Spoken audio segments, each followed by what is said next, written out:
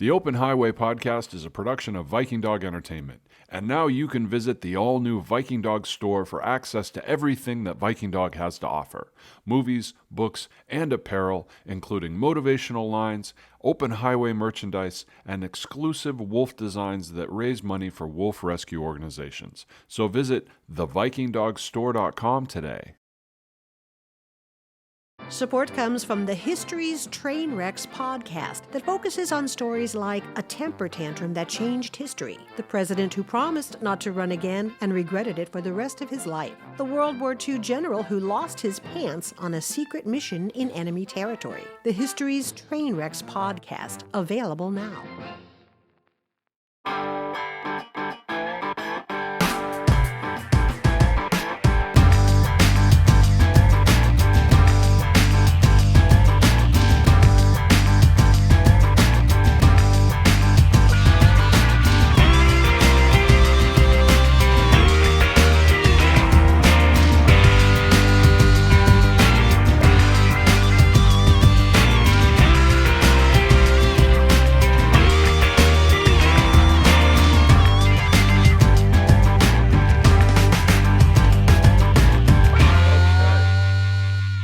So I have many questions, and I know that within the next amount of time that we spend together, you are going to answer every single one of them, and I will be able to become a Bitcoin millionaire, right? Absolutely. All right. I would say just a billionaire, probably. I would say we don't go for the small fish here. So well, I got about $41 in Bitcoin right now, so I'm hoping I can turn that into, but we'll get to that. So really quickly, J. Scott Christianson, what is your background? What do you have that you're going to be able to bring to the table to teach me everything that I need to know today? Well, I ran an IT business for many years, got really involved in project management and also some cutting edge technology. Really enjoyed that and was able to transition into a role as a teaching professor. So now I get to answer the question every day of what's the future, or WTF, with my students. And we think about things like AI and cryptocurrency and blockchain and Internet of Things. And I often tell them that I think containerization and globalization has changed the world the most during the last 40 or 50 years. And I think technology is going to be what changes the world the most for the next 40 or 50 years during their professional lifetime. Well, let's start there then. Let's start with, and I was joking, but it's a great place to start. Let's start with Bitcoin. Every time I think I have it figured out and I understand what it's all about, I suddenly realize I don't know what I'm talking about. So explain to me and our audience. Let's just start with, how is Bitcoin, where did Bitcoin come from? Let's start right with the basics. So it was Satoshi Nakamoto is the pseudonym of somebody that wrote a white paper. It may be one person or many people. And this white paper actually brought together several different technologies. So it wasn't like it was all created out of thin air. Blockchain had actually been thought of previously. And this white paper kind of brought several things together to solve two big problems in the world of digital money. One is, that when things become digital, they become easy to copy, right? Mm-hmm. So if we have a copy of this audio file, this podcast, I can make a copy of it, and then somebody can make a copy of that, and it will be the same, right? It's an exact replica. Right. So it kind of solved that problem. You have individual units of money per se. And it also solved a problem called the double spend, which is with digital money before, if I have $1 of digital money and I send it to you, can I also then send it to someone else? Okay, because I can copy that money fast enough that it will get sent out to these two different people. So it's called the double spend problem. And Bitcoin kind of solved that with some interesting cryptographic techniques or encryption techniques. So one of the things that's kind of interesting about it is that there's a finite amount of Bitcoin that will ever be produced. So a lot of people that are, I'd say, have a little bit of a libertarian bent like that, because they don't like the fact that the government goes and prints new money whenever it wants to spend more money. And so that's one of the reasons it had early favor with kind of, like I said, kind of libertarian types. But in some ways, you can think of Bitcoin as being like digital gold. Okay, there's only a certain amount that's ever going to be around, and it's unique. It's a unique asset.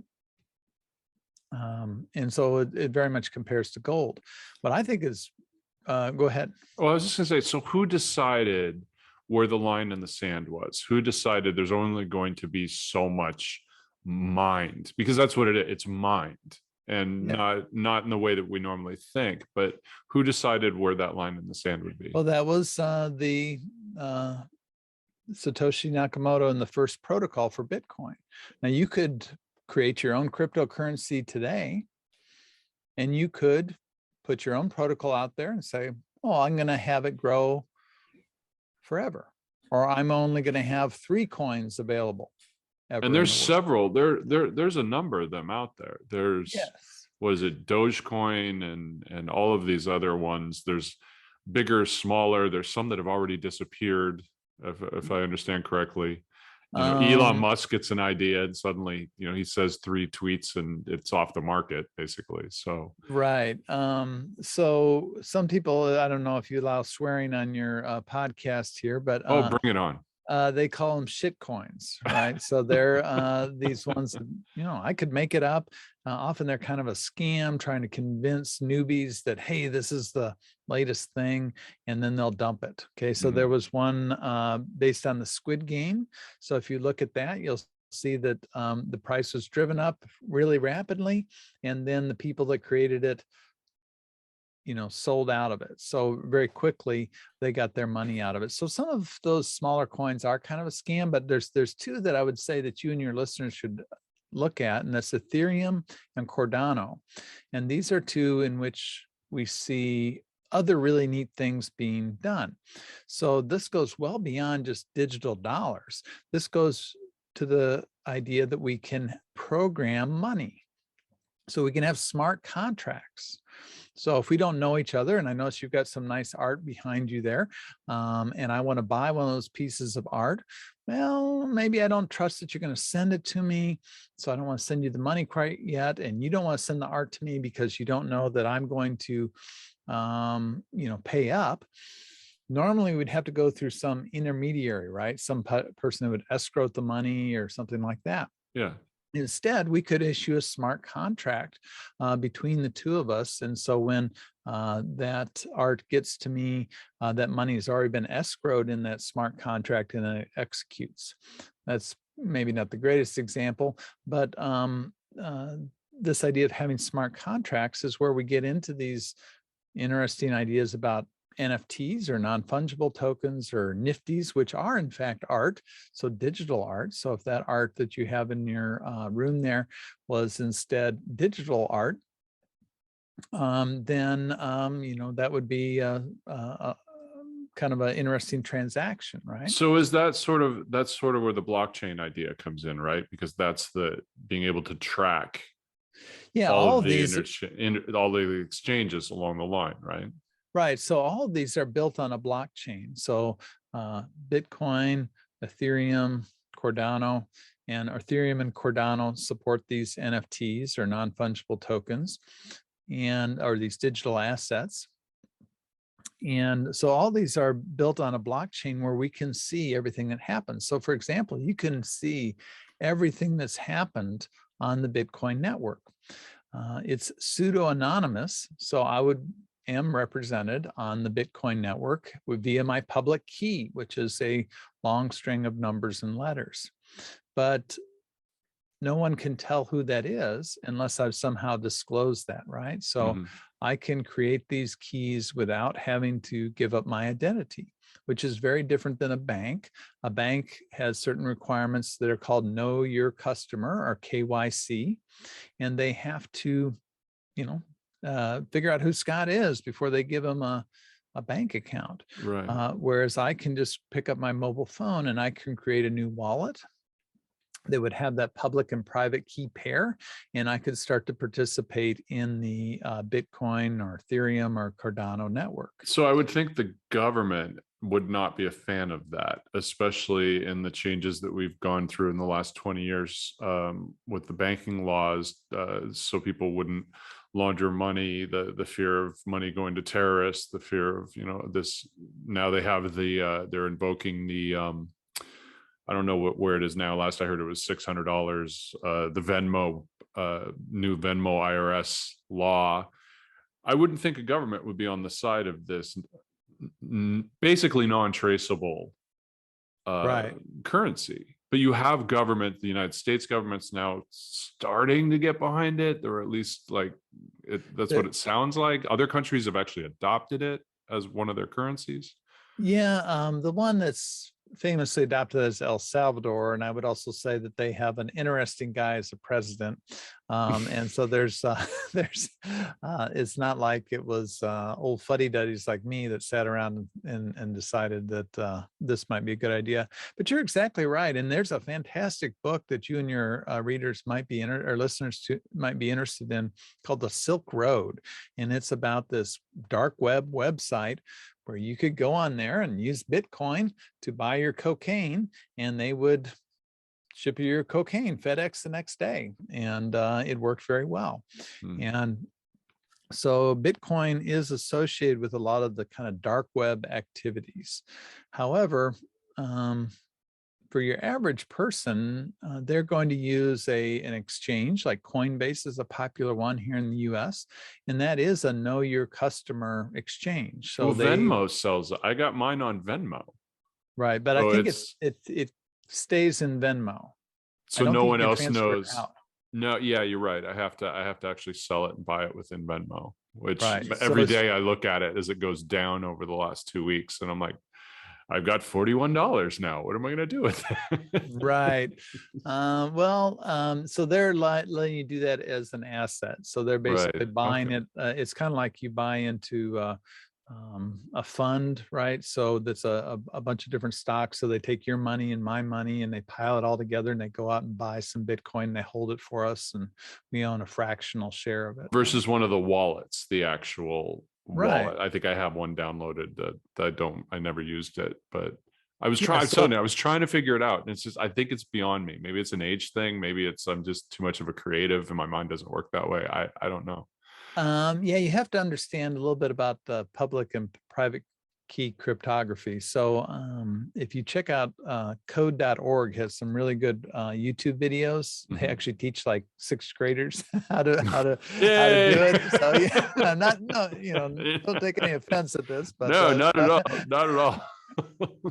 But most of the people that I've talked to who have actually made money, first of all, they all seem to be in their early 20s. I don't know if that has anything to do with it, but it also seems as if they got in, got out quick, or if somebody gave them some Bitcoin, or they did it at a spike in the market a couple of years ago. I don't know many people now who are talking about how much money they've made. Although I did meet one guy who was getting into mining.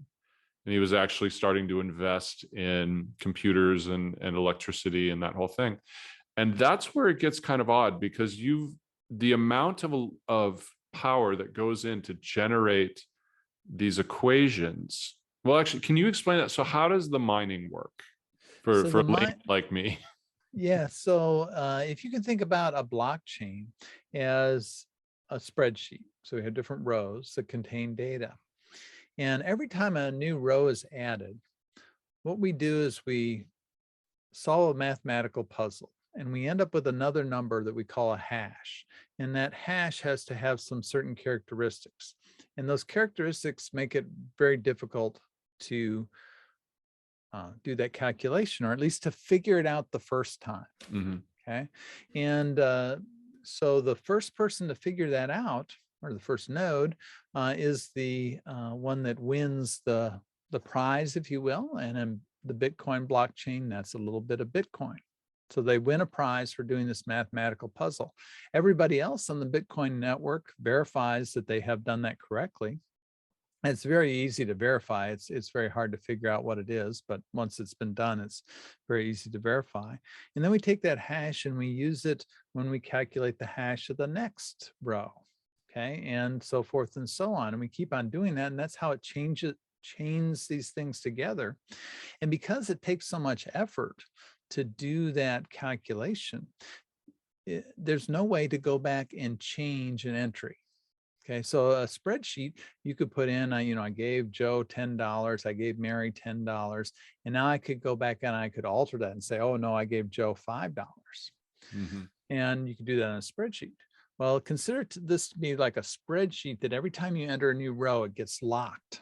Okay, and those people that are locking it are the miners, and they get a little a payment for doing that special work for us. How much do they get? I mean, I know it's a percent. It's a percentage of a Bitcoin. It's not even, because a whole Bitcoin right now is worth $40-some thousand dollars. It's a very small fraction. In fact, it goes down with time. So it's ever decreasing as we get toward this limit of the number of Bitcoins that'll be produced. Mm-hmm. So that's what we call proof of work. There Okay. is another model called proof of stake, and it has a different way to kind of make sure that nobody can alter that. It still involves hashes, but it makes sure that people can't come in and just all of a sudden take over the network and make some changes to it. And so it reminds me of, tell me if this is a good analogy, because I think people might understand this. There was a point when I think it was SETI or one of the telescope places would let you download a program onto your computer as a screensaver. And basically what it was doing was going through star maps and analytical data and using the hard drive on your computer to help search for life on other planets. And it kind of reminds me of that, except you're getting paid for it. You're getting the potential of, if you solve these problems, you'll actually get a little bit of Bitcoin. Is that a good analogy? Yeah, that's a good analogy, and it's distributed, right? So that work got distributed over thousands of different computers, and same way the Bitcoin network is distributed. And so you're asking about who makes the decisions. It's the network itself. And so the network votes on changes to the protocol. Mm-hmm. So it's very interesting in that regard that even though you might create your own cryptocurrency or create your own blockchain, you don't have control over it once it's created. Yeah. Because it's the decentralized nature of this that is, just one of the key characteristics of it. But it takes a lot of power. Right. A lot of electricity. There was a story a few months ago about, and I'm sure this isn't the only time, there was police busted what they thought was a marijuana grow operation because of the amount of electricity that they were taking. And it turned out it was not illegal, but it was illegal because they were siphoning power from another source, but it was actually a Bitcoin mining operation that was set up in like a warehouse or something, and they were tapping into somebody else's power line and stealing the power. Right. But it's not something that the average person just can set up in the corner of their room and just, No, we like to be able to see across the street in the United States as far as the level of air pollution. So it is, I think, generally considered, and once again, these prices fluctuate and things fluctuate all the time. It's generally considered impractical to do that here in the US. Yeah. There's more of it going on right now because China has banned Bitcoin miners. So the odds of actually getting a reward have kind of gone up for US companies. But yeah, it used to be that you could do this in your basement and you got a big enough reward. So think about the first, I think the first event where the first block, I think the reward was something like 20 Bitcoins or something like that. So back in the day when it was first starting out, there was a lot of reward, and that's diminishing with time. Yeah. So a lot of people see this moving to something like Ethereum, which is proof of stake, which doesn't have this huge energy component. And that's supposed to happen the next year. Also, there's something on top of the Bitcoin network called the Lightning Network that kind of batches transactions together. So it kind of waits until there's a bunch of transactions, really small transactions especially, and then puts them all in the network kind of in a nice bundle. And so if you think about it, in El Salvador, where they do allow you to use Bitcoin, you go in and buy an Egg McMuffin. Well, do you really want to pay the fees associated with solving that puzzle for your Egg McMuffin? Probably not. So there's some workarounds that make it interesting, but I think as far as actual currency, you're going to see one of these other ones like Ethereum or Cardano becoming the dominant one. Now that also brings up, you brought up the government. The government right now considers cryptocurrency, at least in the US, to be like property, like you bought a gold bar, something like that, or you bought some art and it would appreciate. And when you sell it, you pay capital gains, or if you sell it at a loss, you pay a capital loss. The government here, as well as several governments throughout the world, are looking at what they call central bank digital currencies, because they're saying, well, we've got this old antiquated system called SWIFT, which if I wanted to send you $1 million, it might take 20 or 30 days for that transaction to settle. And it might cost, thousands of dollars for that transaction to happen. Whereas if we did that with Bitcoin, it would cost just tens of dollars and it would settle within 10 minutes. So the banks have kind of realized that, boy, if we don't get on board and modernize our banking system, everybody's going to move to this other stuff. And we really don't like that. But there's another side to it. I was just reading an article before we started chatting about the bubble the bubble's going to burst. There's always, you can, and we'll talk about this later because I know you know a lot about algorithms and what news you get, and I can't wait to talk to you about that. But you can always find someone who's going to support your theory. And there are people out there who are still saying, oh, it's going to hit 100,000 by the end of the year. And there are others saying, no, there's a bubble that's going to burst anytime. You're going to lose all of it. How can the government start to get behind it if there's still this concern that it's not going to be a valid currency, or we don't know? Right. Especially something that's based on something created by somebody who's anonymous. Well, the financial, sorry, this is one more thing. Is you have financial people out there, and I've heard them, who claim to know who this guy is. And there's one guy in particular who said, if you knew who this guy was, you would sell everything you had. And then there's other people like, oh, it's a government thing, and they're actually behind it. How can you, as a government, get behind it when there's all of this distrust, all of this misinformation, all of this unknown? Right. Well, it wouldn't be that the government would adopt Bitcoin. What they would do is they would come out with a digital dollar that would have a lot of the same properties, and it might be used for wholesale. So that is from bank to bank transactions. So they could do bank to bank transactions much faster. So it's called a wholesale central bank digital currency. You could also have a retail one where you and I would have our cell phones and we'd pay for our Starbucks with our digital dollars that were in our phone wallet. And that might be tied to a bank or some other intermediary, but it would be pegged 1-for-1 to the dollar so that you wouldn't have this instability. Okay. And so the ones that are currently out there, like the Bahamian government, the Bahamas right off the Florida coast, has issued something called the sand dollar. That's their digital currency, but it has a 1-to-1 relationship with their current currency.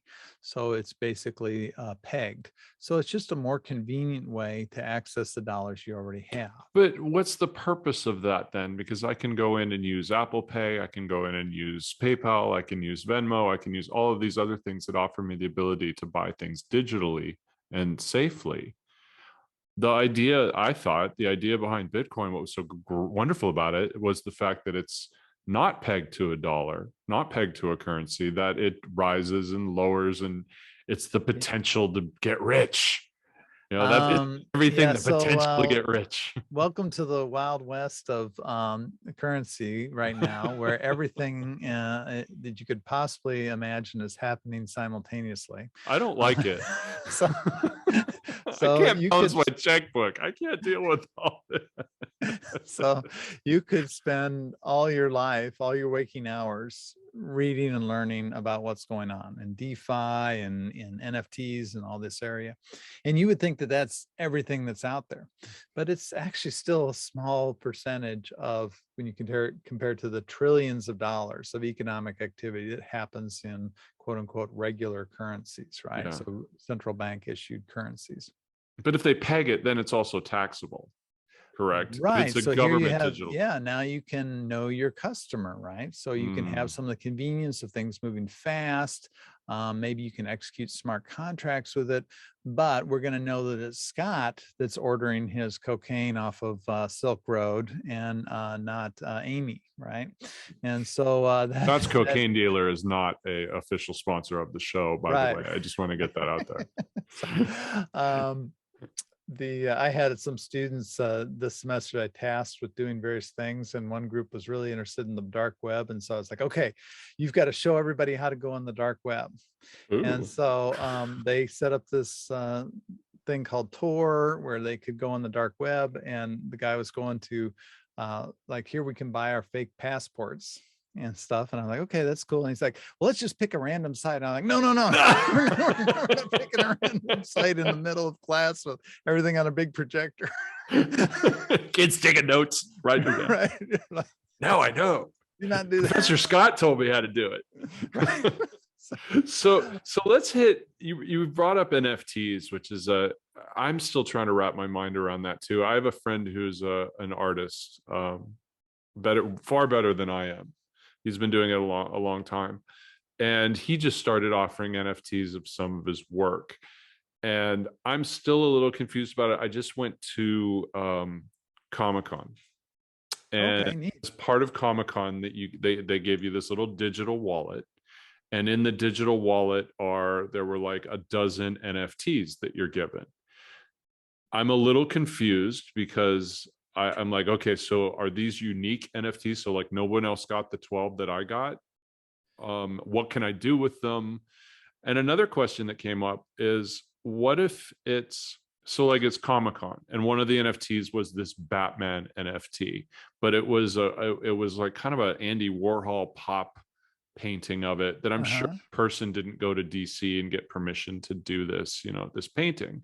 But how does an NFT of their creation of an owned work, an owned property, affect the person who actually owns the property? So it's like let's say Andy Warhol did an NFT of the soup can, and somebody bought that NFT and is out there using it because they own it. Well, does Campbell still own the right to the soup can that's in the piece?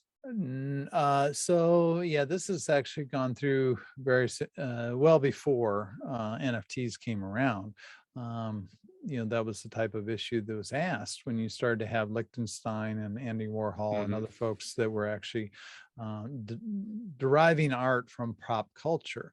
And you are given a wide latitude in the US to derive art from that Campbell's soup can, because nobody is confusing that with a can of soup. So you're not going to buy that thinking I'm going to have dinner tonight. So, okay. That's so interesting. So the Batman one, I am not going on patrol with Batman tonight. It's not going to happen no matter. So if you took if you took the likeness of Batman and you made some art, that is different than taking an actual comic and then like blowing it up. Okay, so you might then get into the fact that an artist that made that art kind of has a copyright to their rendition. So it gets a little bit, it depends on how derivative it is, right? So what you've added to it. If you just take, if I just take one of your art pieces and I just copy it without making any alterations, well, then it's not really my art. right? So if I take it though and I use it as inspiration and I make it three-dimensional out of Legos, and so I have this exploding thing of Legos that looks really cool. Well, that kind of goes back to what Picasso said. Picasso said that good artists borrow, great artists steal. And so that would be kind of the stealing. But again, back to your original question, NFTs can be one of a kind. So they can be one of a kind items, or they can be one of many. So I'm sure you've seen artists that do prints, right? So I have several pieces of art that I bought that are photographs, and it says one of 300. Right? Or it says, in my case, it probably says 299 out of 300 because I don't have enough money to buy the ones that have low numbers, right? So those are more expensive. But so artists get to choose. And what's really interesting about this with NFTs, because they're done via smart contract, you now own that NFT that you received at Comic-Con. Let's say that I want to buy it from you. I say, I'll give you $1,000 for it. Well, in that smart contract for the NFT, perhaps Comic-Con has reserved the right to get 10% of any future sales. So now I give you that money and Comic-Con gets $100 of that money. Then it increases in more value. And so then I go resell it for $100,000. Well, now they get $10,000 because that's 10% of that $100,000 sale. And maybe you also get a percentage. Okay. Is that done as the owner of that? Do I have to deal with those percentages if that was the case, or is that all done through the digital wallet and part of the blockchain? Yeah, so that all gets understood? executed, but you have to decide when you originally start. So there have been some artists that have sold their works this way, and they will receive basically in perpetuity some amount of that artwork, some money from that artwork being sold.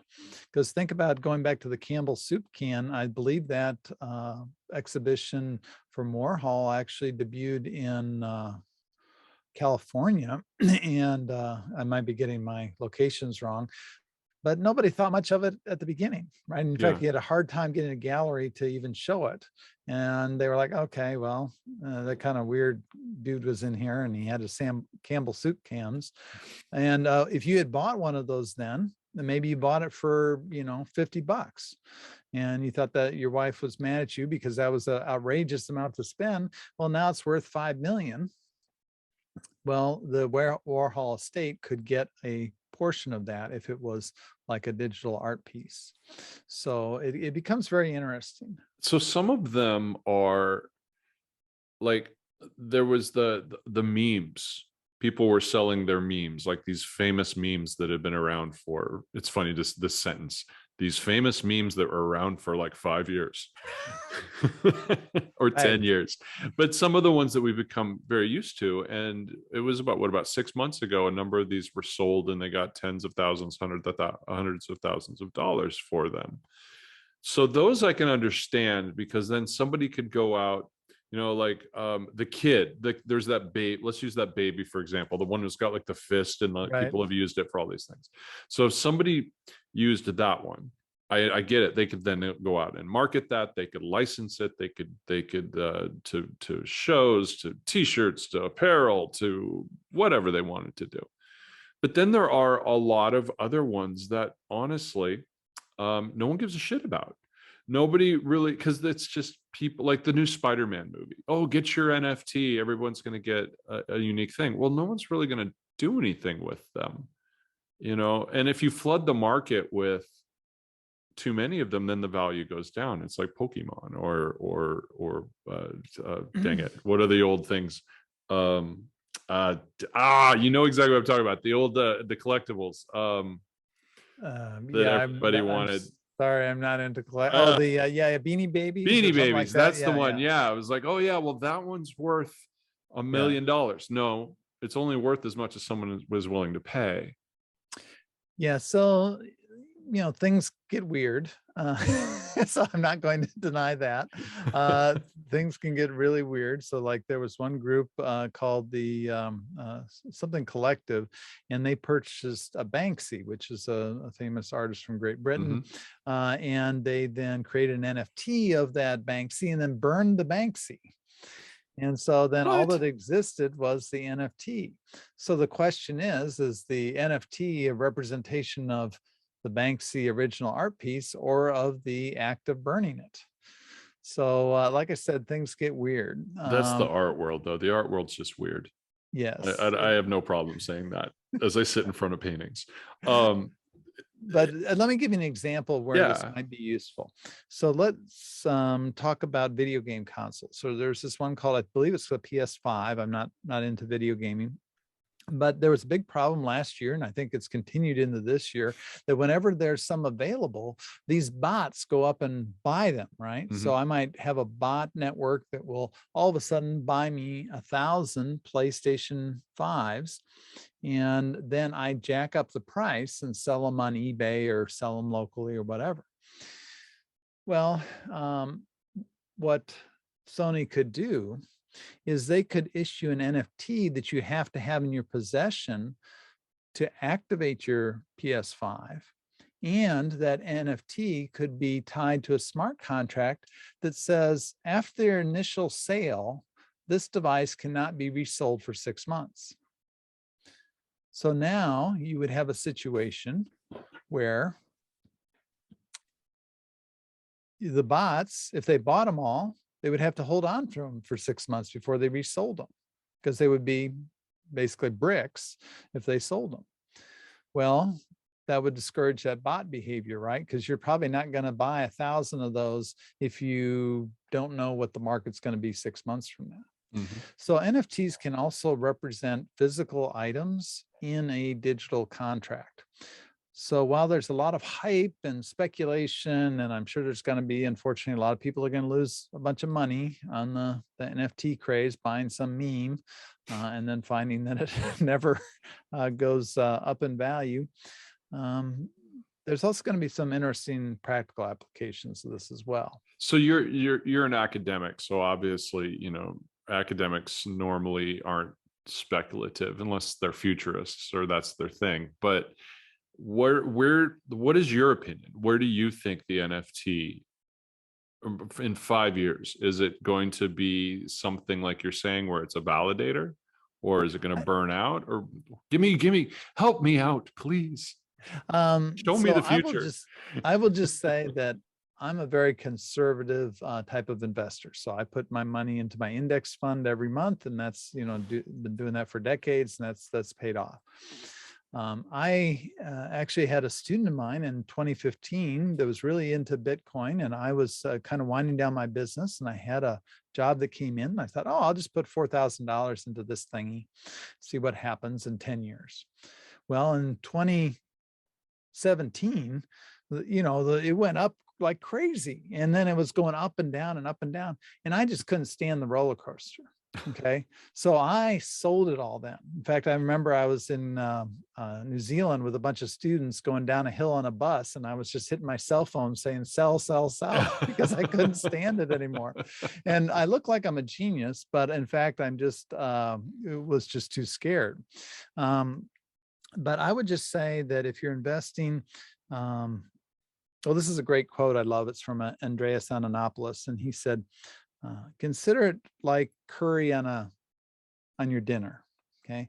A little sprinkle makes it pretty interesting. Okay. Makes it exciting.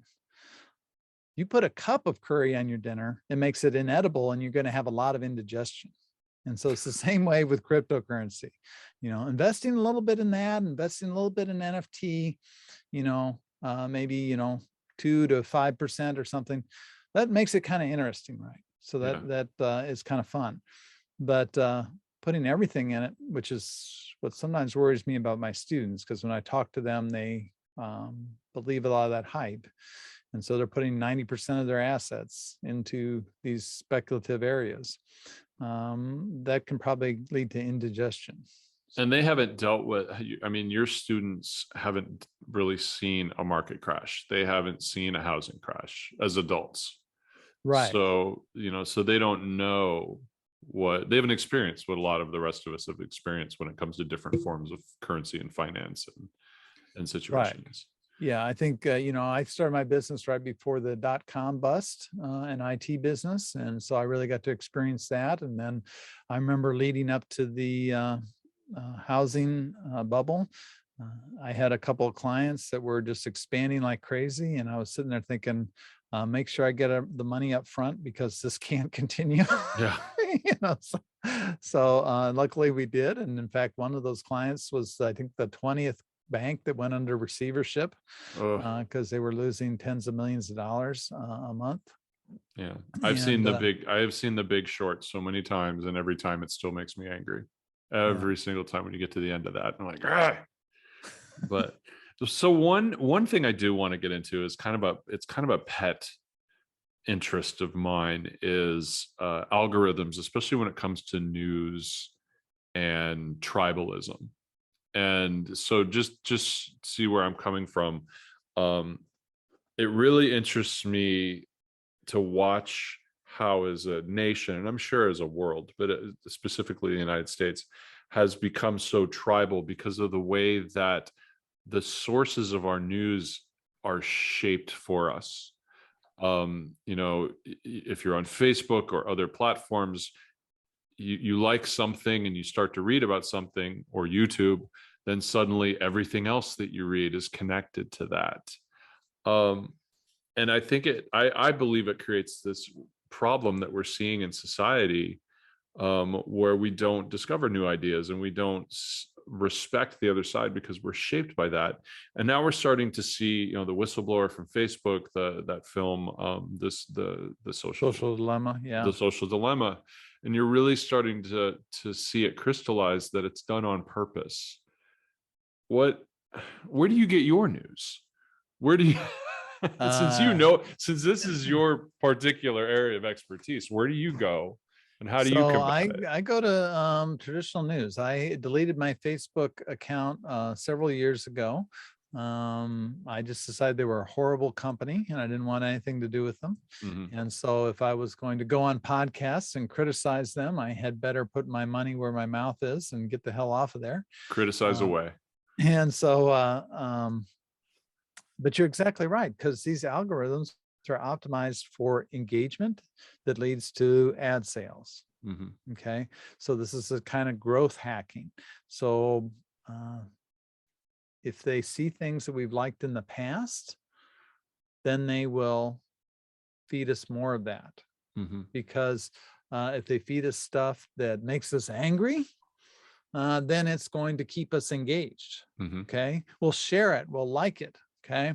Those damn liberals are doing something. Okay. Click on that. Oh, those damn Trump supporters are doing something. Click on that. Mm-hmm. So you're exactly right. And I agree 100%. It's this tribalism and this idea that it's us versus them, rather than in the past. You look back into, our history.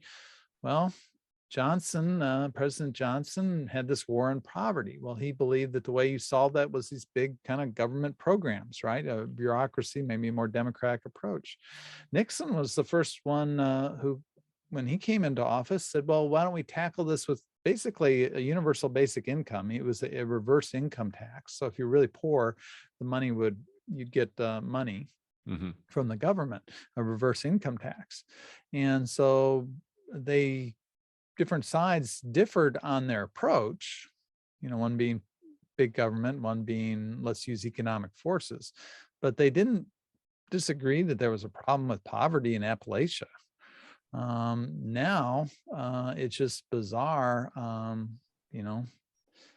Mask wearing in a pandemic is somehow controversial. I mean, I just don't get it. Well, it becomes a protect your tribe situation.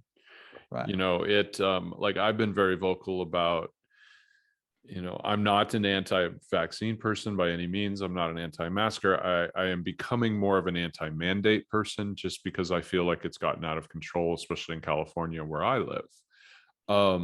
But there's this thing that's happened where you're not allowed to even entertain an idea if it didn't come from your tribe.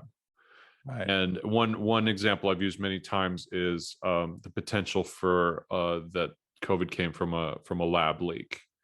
I'm not saying it did, not saying it didn't, but we should be able to have the conversation about Yeah. that. But certain people are not allowed to have that conversation because it comes from the other side of the aisle.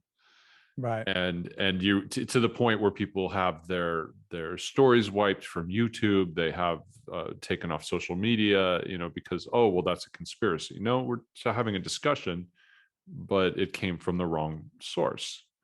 Mm-hmm. And that makes it difficult to have an open discourse. Yeah, and I think all these platforms also play into our own biases. So there's something called a confirmation bias, where if I have an attitude that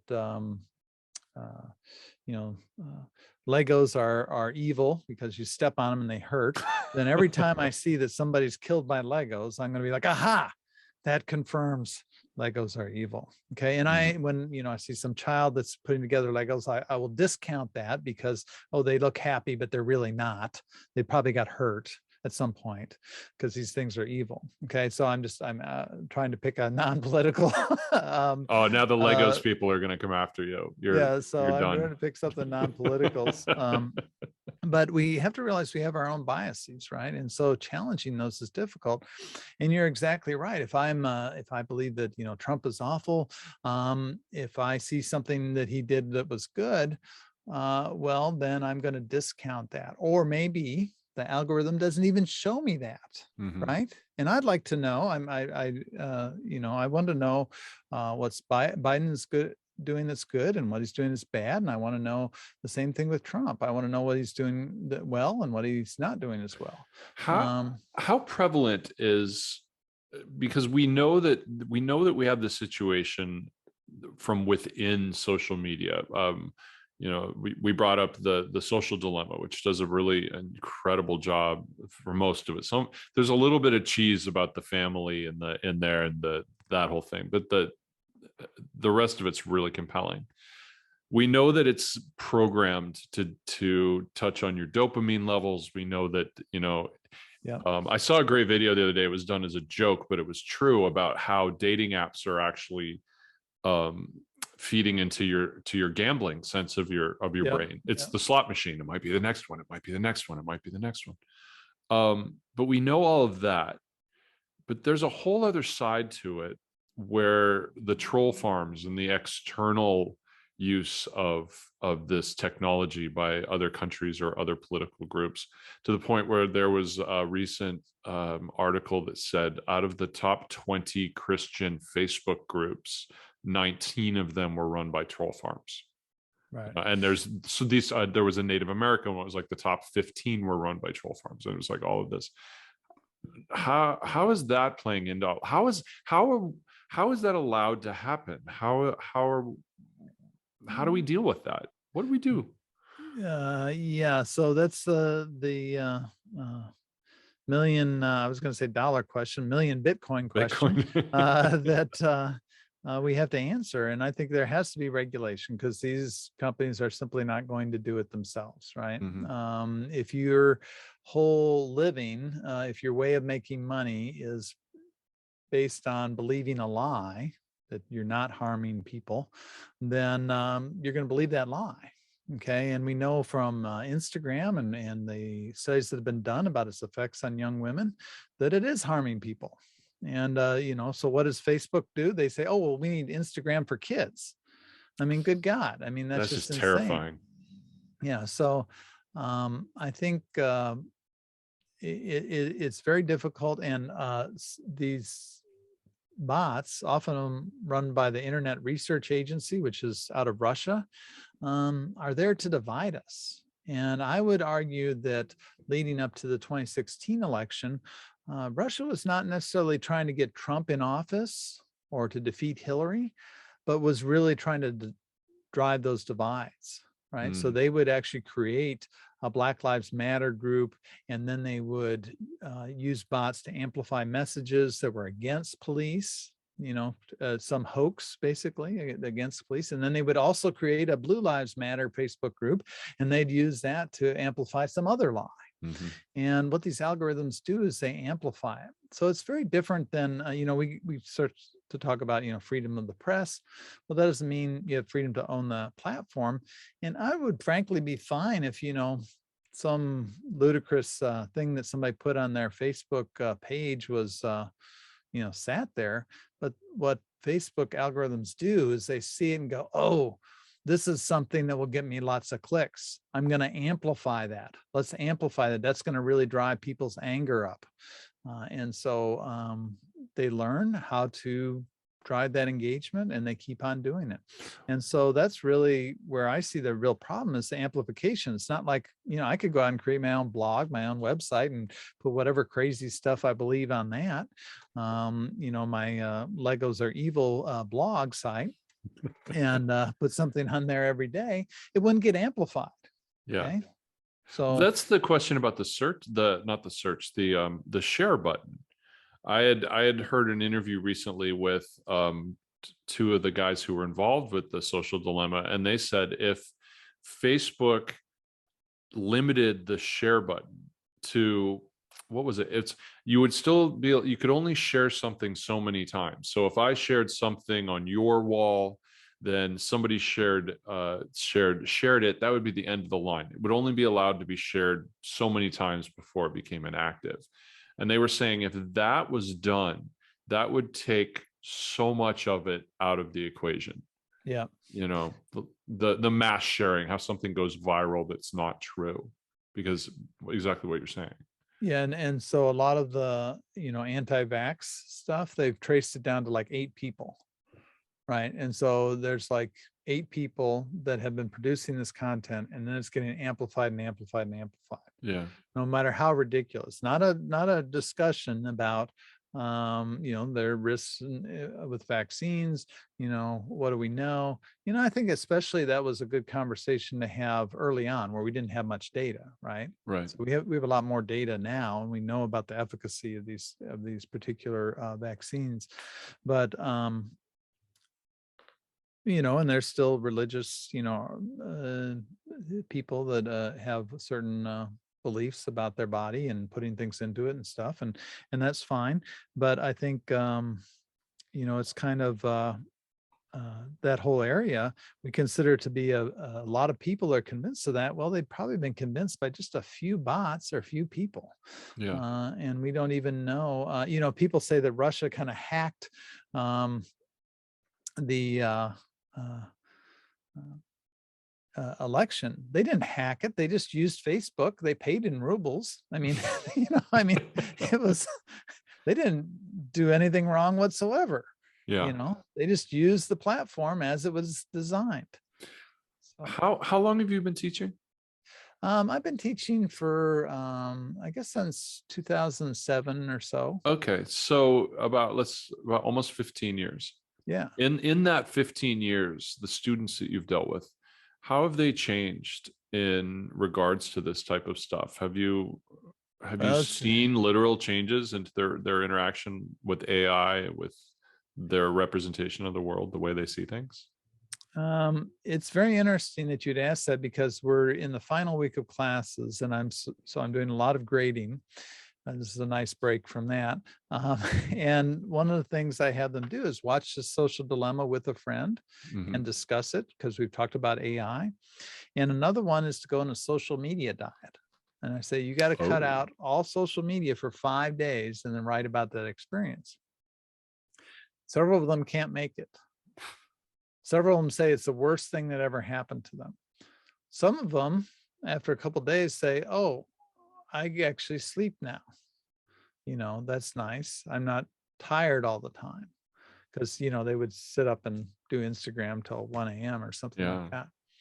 And so that's interesting, because once they kind of reflect on it, and a few of them said, I've never really known a time when I wasn't on one of these social media platforms. So one of them said that his babysitter got him on, I forget if it was MySpace or Facebook or whatever, when he was 11. because you weren't supposed to sign up till you're 13, and she helped him get on social media. So I think it's disturbing how it might be rewiring people's brains. And frankly, I'm probably dealing with the students that don't have as big a problem with that. They wouldn't have made it to college if they had, severe debilitating addictions. And some people do develop almost addictions to this.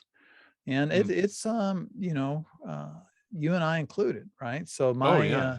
my thing is Reddit, and I have to limit. Okay, I get up and I have my coffee, and I will look at the time and say, okay, I've got 30 minutes to look at Reddit, and I scroll, and the infinite scrolls, and the cute puppy dogs, and the idiots in cars. I like that one. I see all the dash cam videos of idiots in cars, and it's a dopamine hit for me, but I got to limit that because I'm just as addicted. And it's also kind of weird how my colleagues will always be checking their phones. And that's one of the things I resisted getting one of those Apple Watches. I have an old style analog. Because which you can get really cheap nowadays since that style of watch is going away. A Rolex with 2 X's. Yeah, down in Chinatown. I got one. Yeah, exactly. But I'll be in meetings, and it's a one-on-one meeting, and people are looking at their Apple Watch and they're engaged with that, and I'm like, well, why am I even here? Yeah. I need to be here. But those things too is like you brought up the dopamine hit, the endless scroll. These aren't by chance. The endless scroll was developed on purpose, and the guy who developed it, I believe, I heard him in an interview, and I want to say he apologized for it, because a lot of these guys who are in the social dilemma are now doing interviews, and they've started their own nonprofit. And part of what they do is they literally come out and go, I am sorry for what I created. I did not know, I did not think it would become what it has become. And the limitless scroll is one. You just keep going, you keep going, you keep going, and hoping for that gambling dopamine hit. Yeah, no, it's all engineered. There's a textbook by a Stanford professor. The Stanford professor is BJ Fogg. It's called Persuasive Technologies. And it takes all that science of gambling, the psychology of gambling, and shows how that's done in an app. Okay. And so that is something that people have learned, and you could learn how to make your app addictive. That's a way to, growth hack it. Yeah. I just think it's disturbing on a lot of levels. One is that you're going to die, right? Okay. Are you going to be on your deathbed going, God, I wish I'd checked Facebook more often? Selfie. Or are you going to say, selfie. I wish I'd taken a walk with my dog more often. I wish I'd taken a walk with my significant other, or stop to, look at some sunsets now and then. Yeah. Which are you going to be saying? And, we don't, sometimes we don't think about death till we're old, right? I'll think about death when I'm old, but, frankly, it could happen to either of us, and, the next day. And so we should think about that. And anyone who doesn't think that, there are still people I run into who are like, oh, well, no, it's just nobody's paying attention to what I look at or what I scroll, or it's not shaping me. Go on YouTube, look at nothing but cat videos for 2 days, and suddenly your entire feed will be cat videos. It's a fact. That's how people fall into these rabbit holes, whether it's, cat videos or QAnon or, more insidious conspiracy theories, is once it gets you into that niche, it starts feeding you. Yep, and exactly. feeding you. And then one thing that happens a lot, and I'd be curious what you can add to this scientifically, is the whole idea where people, oh, well, I went and I looked at this one product, and now my entire feed is full of this product. And anybody who tries to tell me that Google is not running things through my email, I have sent emails to people a couple of times through Google, and then suddenly it pops up on Facebook, you should be friends with this person. Right. It is woven in there. Yeah. And I would recommend a couple, just like in that movie, if you're not paying for it, you're the product, right? Exactly. And Exactly. there's a I'm trying to say a search engine that I'm paying for called Neeva, Neeva, relatively inexpensive. You can get, a couple month trial of it, but it's amazing how it has a little extension that works with Firefox, and it also shows you all of the tracking that's going on. So I went to the Wall Street Journal the other day and I said, well, I'm going to see their tracking report. And there was over 50 things that were tracking me. Okay, over 50 cookies that were tracking me from Facebook, from Twitter, from all these places, just in case I happen to have an account with them, and then they can gather some information about what I'm looking at and then advertise. So maybe I'm on the Wall Street Journal and I'm looking at George Clooney, right? So I'm reading, he reads a lot about George Clooney. Well, next thing I know, I get tequila ads from George Clooney, right? So, so Neeva is one. There's also some good email alternatives. Hey.com is one that I've been using for the past year, and they block all those trackers because you get when you get an email, you often get tracking pixels that are in there as well.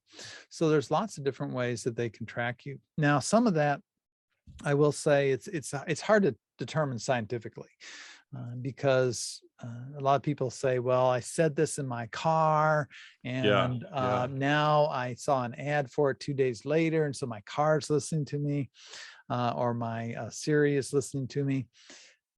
It's hard to prove that because there's something we call the confirmation bias again. If I think I'm being watched, then anything that tells me that I'm being watched, I will latch onto, right? Yeah, I spoke with, I think it was Andy Norman, and I spoke about this. He's a philosopher, and he wrote a book called Mental Immunity, and he brought this up. It's the red car idea.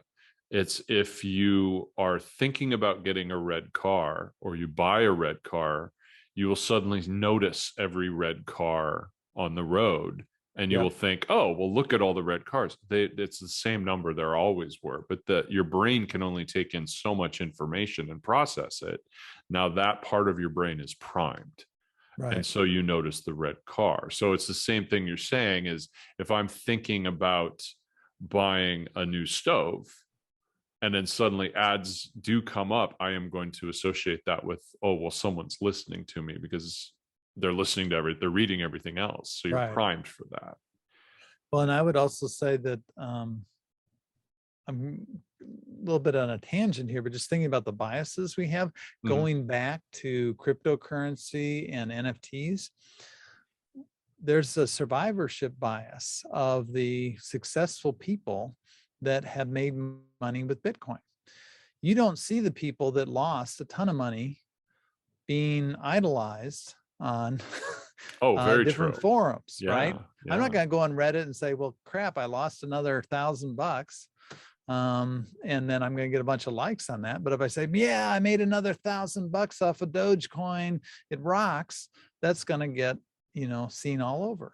So that's another thing with investing, that you, when you hear about things that seem really, too good to be true, there's this survivorship bias. And I often get this with my students that say, well, Mark Zuckerberg, dropped out of college and he's doing great. And I'm like, yeah, well, I really want to say to them is, you're no Mark Zuckerberg. But I don't say that. I try to talk about, you don't see the, 5,000 other students that dropped out to pursue their great idea and are now working at McDonald's. Well, actually, you do see them. They're working at McDonald's. I'm not going to tell you that, right? So there's it's kind of like we also say that, when back in my day, we didn't wear helmets when we were out bike riding. We didn't, worry about this and that. Well, that's true. But the kids that died when they were 6 because they weren't wearing a helmet, you don't see them around anymore, right? So there's a certain survivorship bias, right? That is built into that. And so that's another bias on all these things we've been talking about, is to kind of check yourself and say, like, okay, this person was successful. That's great for them, but who wasn't successful? So I asked this to some guests, I'm going to ask it to you too. Are you optimistic about the future when it comes to all of these topics? or do you try to just not think about it and just I am horribly optimistic about it. horribly Yes, optimistic? I am very, very optimistic. And being with my students makes me more optimistic all the time. They want to make a dent in the world. That's why I do this job. To be frank, I could probably make more money elsewhere, but I love what I'm doing because I get to help them figure out how to use their skills, and help them navigate some of the tools that they're going to need in order to make a dent in the world. And I think they are smarter to some degree than my generation was. My generation was the slackers, right? So we were never going to amount to anything. And, a lot of our colleagues really like money, right? And so they went into hedge funds and stuff like that. And I think these folks are more likely to try to make philanthropic efforts, to try and create companies with a purpose. I have one young woman that she was a student at MU. I didn't have the pleasure of having her, but I got to know her while she was there. She's created a company called Rebundle, which is just doing fantastic. And what they do is they make hair extensions for African-American women. I'm not really familiar with that myself. If anybody can see me, you'll notice I'm a very white male here.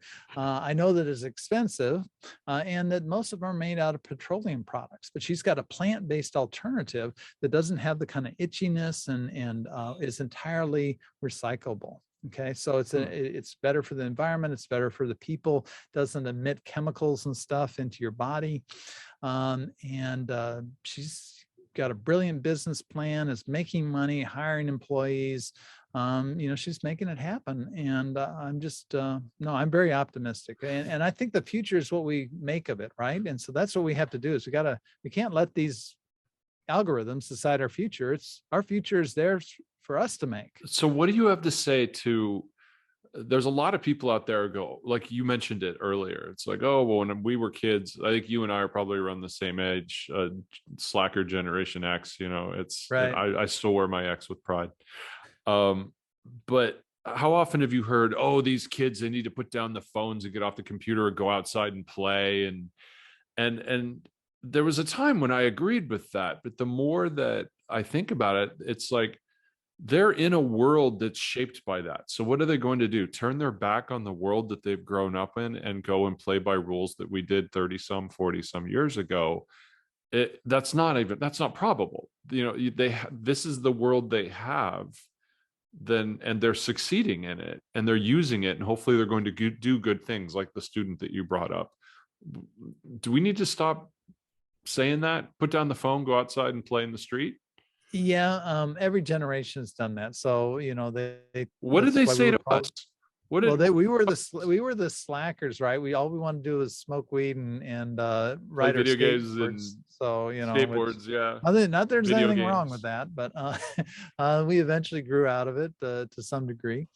And I think that's just common. Every generation does that, right? Yeah.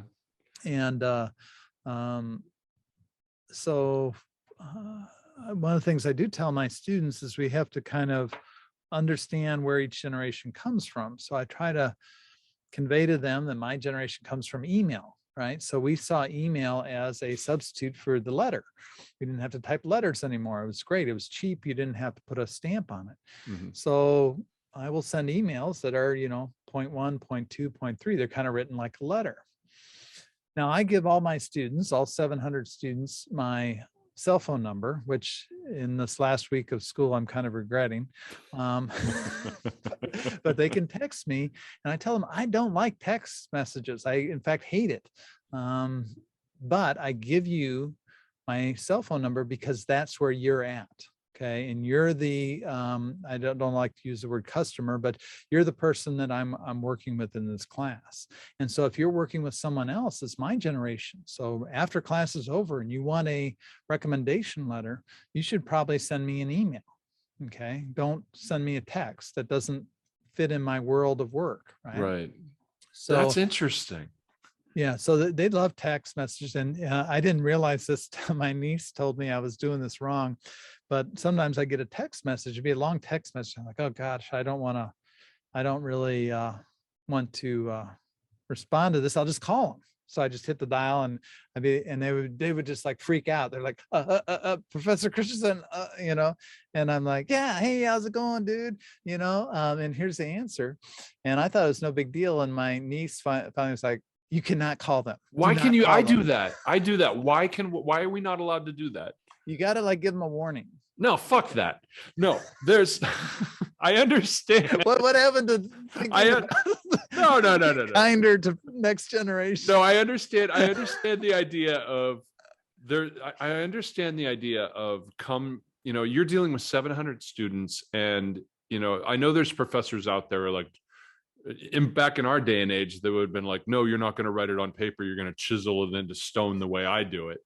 And I understand moving to them and being like, okay, I know this is how your generation, but there's a point, please agree with me.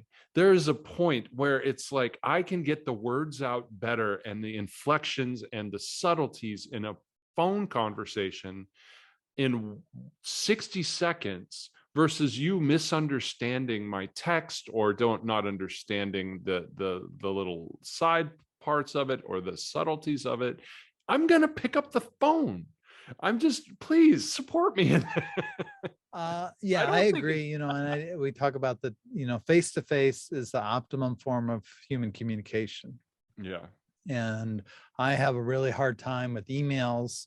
I generally on Twitter, I don't put much on there anymore because I have a very sarcastic attitude. And so that will come off wrong. And so I have to watch my emails and other, small messages because there isn't that, wink and a nod type of thing going on. But I don't know. I don't set the rules, but I will tell you that this next generation does not like to be surprised with a phone call. I'm going to keep doing it. They're not going to. They're not going to win that one. I'll give them almost everything else, but the phone calls, and I have a few others that I'm not ready to give up on. But right, it's. I think that the communication is really important, and if you can't get it through a couple of lines, sometimes you just need a back and forth. Plus, there's the idea of springing ideas off somebody. Like you and I, even talking here, we're building on a conversation that you couldn't do through text or even an email. Well, I think they do with their colleagues. So I think they do with their friends. So a lot of them are on Discord, which allows like audio chat and stuff like that. So they have these audio chat apps. And so I think they do with their friends. So I think that's very common with their friends, but they're just not used to having a professor call them or, Well, that could be a little terrifying. Be like, oh no, yeah, maybe I just failed my class. Right. Well, I don't think I come off as being terrifying. Yeah. So I have one last subject I want to dive into really quickly. That kind of stems off what we've been talking about. So Elon Musk. Well, first of all, Elon Musk, genius or dictator in the making? We can ask the same question about Bezos too. Yeah. So I just got done listening to Power Play by I believe the author's Higgins. And that makes me think he is a little bit more on the crazy side and maybe was very lucky in some instances. And, one of the problems that we also have is we sometimes conflate luck and skill. And like the golfers always say, it's better to be lucky than be skillful. So the more I learn, I think I would not buy a Tesla after reading this. What about he has and I don't know as much about it as I'd like to. It's something I do want to dive into. He's working on some ideas about neuro implants and nonverbal communication through, basically technical psychic. It's the ability to communicate with others through these implants. That's terrifies me a little bit. But the idea is that you'll be able to tell if someone's telling the truth. You'll be able to feel whether or not they're lying, not even the words that they're using. It's like, oh, I sense that it's coming from from a non-true place. I mean, Yeah. Are these realities? Do you think these are things that he's actually on to a line and we might Well, contemplate I one think a day? lot of that is wild speculation at this point because two things. One, we don't know that much about the brain. It's pretty much uncharted territory. We like to think that we do, but the neurobiologists I've talked to will admit that we really don't know that much about how the brain works. Now, what they're doing with some of this is pretty neat, is being able to help with prosthetics, right? So being able to help with moving a prosthetic arm or something like that by interfacing more directly with the brain, and then people being able to train. So I think that's what we'll see in the next 5 to 10 years is more deployment of these technologies, brain implants, neuro implants for people that have some sort of disability or some sort of impairment. And so I think that's where we're going to see it. But yeah, I don't know that I don't think humanity's problem is that we aren't ingesting information fast enough, right? So that's one of his ideas, that you can kind of get things downloaded like the Matrix. Well, I'm not sure that's our big problem right now. We're already trying to take in so much information already, and then Yeah, if suddenly anything, we need more time to not think.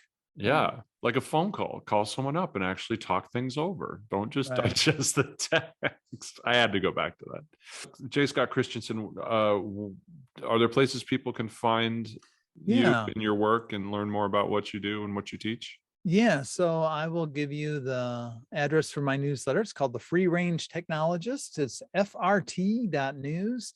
And that was a newsletter I started after I got off of Facebook, just to kind of keep contact with colleagues and former students. And I really enjoy doing that because I get responses from them, and they say, oh, well, here's what I'm reading. So I usually share it like every month or so.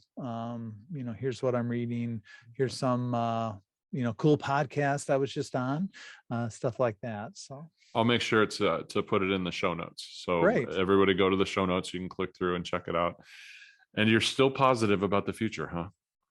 Yes. Even with Musk, even with all the, and Bezos and his penis rocket and his Lex Luthor thing, and we're going to be okay. Tell me we're going to be okay. I think we're going to be okay. If you want to challenge some of that, there's a good book called The Platform Delusion, and it will kind of break the idea that like Amazon does have a huge hold on us forever. So, well, there is the labor argument, but that's a whole other show about how they right. treat their employees and all of that. But I wouldn't even try to drag you into that. Yeah. Well, I think there's some huge challenges ahead, when we look at automation, when we look at labor, and I think a lot of the folks, as we're coming out of the pandemic, are engineering the humans out of their processes. So they're going to try and make it more automated than ever. And while we have a demand for labor right now, that's also been caused by a lot of people finally exiting the workforce, retiring. So there's a lot of factors at play. I would not anticipate this remaining for the long term. And in fact, I would see that we're going to have a lot of people that are going to be unemployed because of automation and AI. And that's going to hit not just blue collar jobs, but white collar jobs as well. So we can automate reconciliation of records and fraud detection. We don't need auditors anymore, or at least not as many. That's a whole terrifying conversation we can have another time. I can only handle now. I have you to can go, only have, well, I want to keep you sell optimistic. my Bitcoin. I want to make you optimistic about the future. So let's not go down that path. I have all these NFTs. I don't know what to do with. My friends are selling them. I'm like, should I get them? I don't know. I can't handle this. Thank you so much for spending time with me, and I promise I'll be more optimistic after this. But I really appreciate it. So thanks. Thank you so much. It's great. Hello, great minds. Mr. DGMH here, but wait, what the hell is DGMH? DGMH, or Drinks with Great Minds in History, is a weekly podcast that covers one of history's greatest minds each month, while we enjoy, review, and rate themed cocktails, liquors, and beers on the scale of greatness. As greats like Alexander Hamilton square off against George Washington, Thomas Jefferson, and more, DGMH is the perfect cocktail of history, sarcasm, and alcohol, with a twist of psych and a bunch of shots along the way. So grab yourself a drink with some great minds in history. Cheers!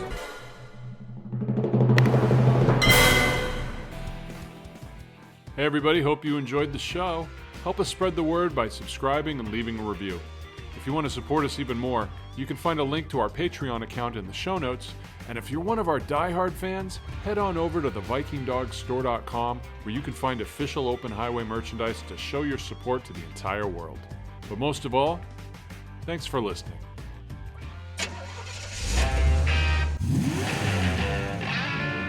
For the highways of America, which for so many years were an assortment of as many designs and pavements as there were states, are now becoming one big road that can take you anywhere faster, safer, and more directly than ever before. What is this big road? Where is it going? How much has been built? How much is yet to come? These are questions we ask. Certainly traveling the entire system would be a memorable experience, but few of us have the time for such a trip.